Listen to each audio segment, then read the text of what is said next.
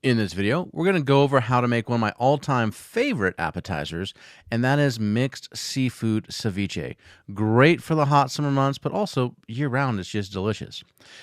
The ceviche starts by generating scrap, and here you can see we have an Alaskan halibut belly. That's still a very high grade, but it has a bit of sinew and it's a little too thin to cut into an entree portion. So we're going to clean up that sinew, and then we're going to dice the halibut and throw it in with some salmon that we already diced. And that salmon portion comes from the belly and also the tail region. Again, thinner pieces of salmon that really aren't that great for pan roasting for an entree. We're going to mix that together. Next, you see here Chef de Cuisine Sean Munshaw prepping scallops, and he's pulling off the feet, which are these little side muscles here called the foot. And if you saute those, they're a little bit chewy and tough, but in a raw application like ceviche are very pleasant and add a toothsome texture. Now, inevitably, when you get the dry packed scallops, you're always going to have a couple of busted ones that if you sear, they don't look that great for an appetizer. So we just take those and preemptively dice them up and add those to our ceviche mix as well, because scallops and ceviche are delicious. Then we like to finish with some 1620 shrimp, simply just by squeezing the tail to remove it from the flesh. And then we'll cross-cut this to the same relative size as our other fish chunks.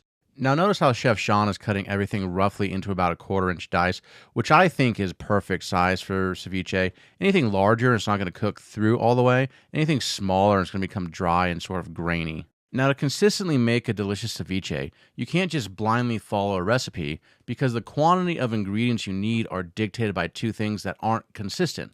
Number one is the type of fish you're using. For example, a richer fish like sea bass is going to contain more fat, so you'll need more acid because acid balances fat.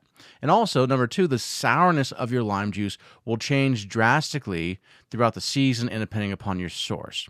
But this is actually liberating, because if you follow the method I'm about to lay out, you can make ceviche with just about any seafood that's appropriate and nail it every single time. So when making ceviche, which is a rite of passage in my kitchen that's only trusted to seasoned cooks, we use a concept called a flavor punch. Now, a flavor punch is where you take a primary taste, like salty, sour, bitter, sweet, or spicy, and add so much to a dish that it's overpowering. You then add a complementary flavor, such as sweet to sour, to reel it back in. This is how you achieve intense flavor structures. So when making our ceviche using the flavor punch method, we add enough lime juice to completely cover the fish, which by itself would be intensely too sour. But the reason we need to add so much lime juice is because the acid content of the juice is what will actually cook our fish, firming up its flesh. You see, when meat is raw, the protein strands are tightly bound like a ball of twine. By adding heat through cooking, or by changing its pH by adding acid, the protein strands start to unravel, straightening out and crisscrossing with each other, a process known as coagulation. Once the fish is covered in acid, I like to add some diced red onions, some seeded, peeled, and diced cucumber, and some seeded and diced Roma tomato. Notice how the vegetables are diced much smaller than the fish.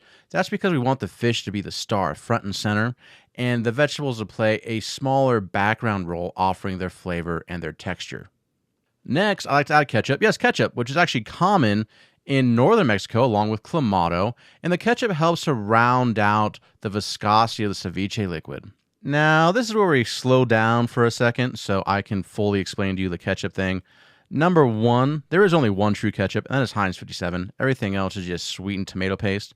Number two, the ketchup is a nice add to the viscosity. It shouldn't taste like ketchup. It just makes the lime juice less austere. But, there's plenty of ceviches out there that don't have ketchup in them, so if your hipster friends are watching you with that judgmental eye and you want to leave it out, you can go ahead and do that. And number three, if the ketchup in the ceviche thing upsets you, you should see all the stuff I do with a Hidden Valley Ranch packet. Next, we add enough sugar so that the lime juice is no longer offensively assertive. The flavor should still be sour, just not overbearing. Next, we like to turn up the deliciousness by adding some umami, which is uncommon, but it's an approach taken from Asian cuisine where soy sauce and fish sauce are combined because they have a synergistic relationship that together as a seasoning simply make things more delicious.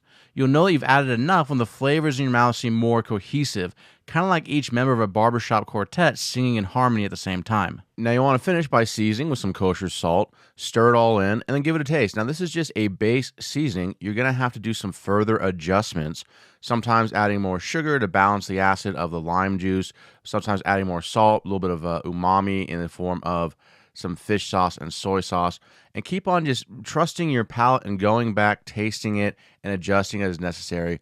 Again, the ceviche shouldn't be noticeably sweet. It should just be well balanced with a full round flavor. Once you have the flavor structure dialed in, go ahead and chop up some cilantro if you enjoy cilantro, which I think is an important flavor component to the ceviche. Add the cilantro in to taste, give it a stir, and then you want to let this marinate for at least 2 hours, which is the length of time needed for the flesh of the fish to firm up and be texturally sound. And then you can store it in your service containers, and it should be good for up to 48 hours before it starts to get tough and overcooked.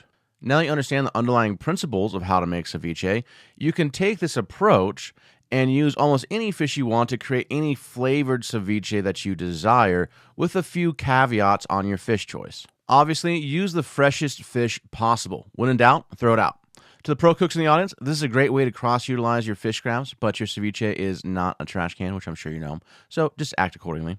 Do not use freshwater fish, as it is often parasitic. If using salmon, make sure to use farm-raised salmon. Wild salmon is prone to parasites and tapeworms, which require cooking with heat to kill.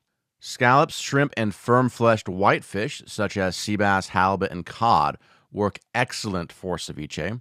If using octopus, parcook or blanch in boiling water for about 5 to 10 minutes, and then shock in an ice bath. This will set up the skin and keep it from getting slimy. Now, when you're ready to serve, heat some oil between 350 and 375 degrees Fahrenheit and drop in some 6-inch corn tortillas. You can use flour if you like, but the corn is nice because it gets pretty crispy and crunchy and yummy. Give it a flip a couple of times and give it a stir, and continue to fry until it's a light, crunchy golden brown, as shown here. Drain on paper towels and make sure you flip it a couple of times to get that oil off. You don't want your tostadas to be greasy.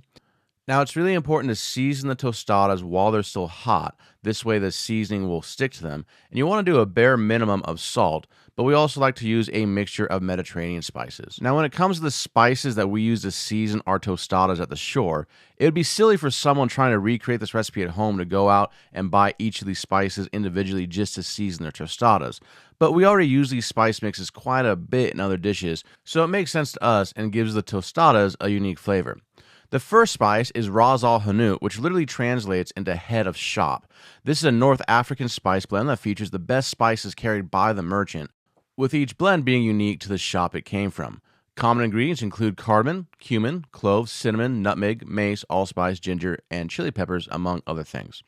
The next is sumac, a spice used extensively in Middle Eastern cuisine. It has a tart, lemony complexity and is a key ingredient in za'atar spice, which is a combination of toasted sesame seeds, salt, herbs, and often cumin. Third is berbere, a piquant spice blend commonly found in Ethiopian cuisine. It often contains chili peppers, garlic, ginger, basil, fenugreek, along with other spices. It gives a good, complex kick to almost any dish, and this is also what we use to season our dry rub chicken wings with.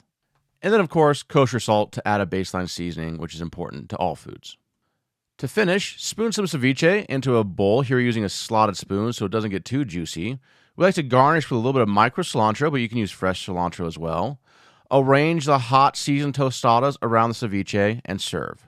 Now, if you'd like to try our version of seafood ceviche, head on down to the Showroom restaurant at the Renaissance Reno Downtown Hotel. Say hi to myself and Chef Sean, and you can make reservations by going to showroom.com. Thanks for watching.